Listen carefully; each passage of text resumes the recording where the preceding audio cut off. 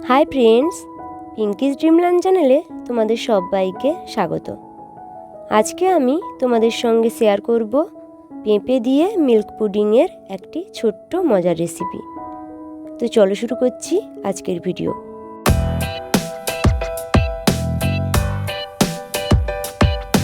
পেঁপের milk pudding বানানোর জন্য আমি একটি বড় সাইজের পাকা পেঁপের খোসাটা এভাবে ছাড়িয়ে নিয়েছি।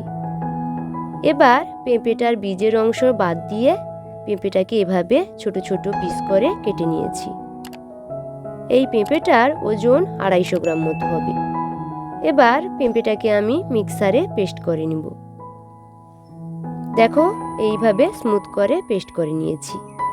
এবার একটি বাটিতে আমি 1/4 কাপ কর্নফ্লাওয়ার দিয়ে দিচ্ছি, আর 1 কাপ মতো জল দিয়ে কর্নফ্লাওয়ারটাকে খুব ভালো করে মিশিয়ে নিচ্ছি, যাতে কোনো লাম্পস না থেকে যায়। তারপর পেঁপের পুডিংটা রেডি করার জন্য আমি গ্যাসটা অন করে একটি সসপ্যান বসিয়ে দিয়েছি। এবার তাতে পেঁপের পাল্পটা ঢেলে দিচ্ছি। এবার অপেক্ষা করব পেঁপের এই মিশ্রণটাতে একটা বলক আসার জন্য।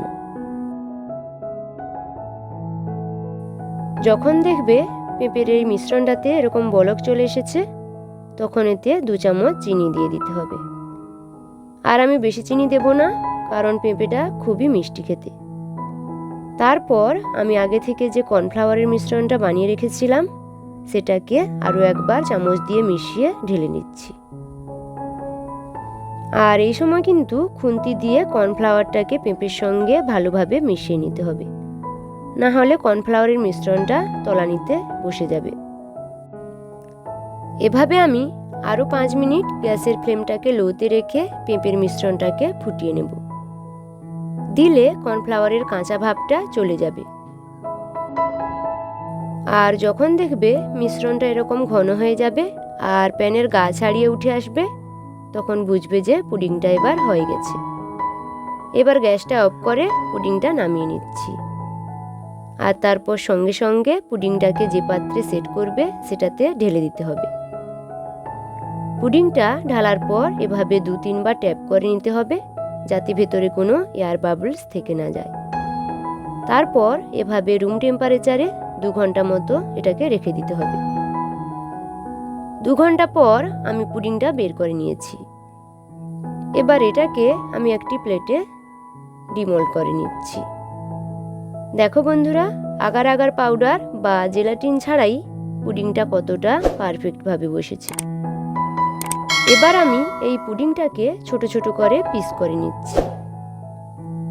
এবার এটাকে এক সাইডে রেখে মিল্ক পুডিংটাকে রেডি করে নিব। আমি মিল্ক পুডিংয়ের জন্য একটি পাত্রে 250 ml দুধ নিয়ে নিয়েছি। আর দুধটা রুম টেম্পারেচারে থাকা অবস্থায় নিতে হবে। এবার এটাতে আমি 1 চামচ আগার আগার পাউডার দিয়ে দিলাম আর ভালোভাবে মিশিয়ে নিচ্ছি। মেশানো হয়ে গেলে গ্যাসটা অন করে দুধটাকে 2 থেকে 3 মিনিট ফুটিয়ে নিব। 3 মিনিট দুধটাকে ফোটানোর পর যখন দেখবে যে পুডিংটা এরকম ঘন হয়ে আসছে, তখন গ্যাসটা অফ করে পুডিংটাকে সঙ্গে সঙ্গে নামিয়ে নিতে হবে। আর যে পাত্রে পুডিংটাকে সেট করবে সেটাতে ঢেলে দিতে হবে। এবার আমি আগে থেকে যে পেঁপের পুডিংটাকে পিস করে কেটে রেখেছিলাম, সেগুলোকে এই দুধের মধ্যে একটা একটা করে দিয়ে দিলাম। আর এই কাজটা খুব তাড়াতাড়ি করতে হবে, না হলে কিন্তু পুডিংটা জমে যেতে পারে।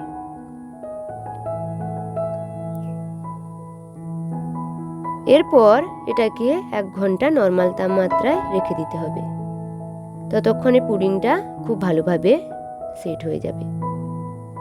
ফিরে এলাম 1 ঘন্টা পর। দেখো বন্ধুরা, পুডিংটা কত সুন্দরভাবে জমেছে। এবার আমি এটাকে একটি প্লেটে বের করে নিচ্ছি। দেখো, পেঁপের এই মিল্ক পুডিংটা কতটা সুন্দর লাগছে দেখতে, আর খেতেও কিন্তু খুব দারুণ হয়েছে। তোমরাও এই পুডিংয়ের স্বাদ অনুভব করতে চাইলে বাড়িতে এই রেসিপি ফলো করে বানিয়ে নাও পেঁপের এই মিল্ক পুডিং। আর খেতে কেমন হয় অবশ্যই কমেন্টে জানিও। আসছি নতুন রেসিপি নিয়ে, ততক্ষণ পর্যন্ত ভালো থেকো সবাই। ধন্যবাদ।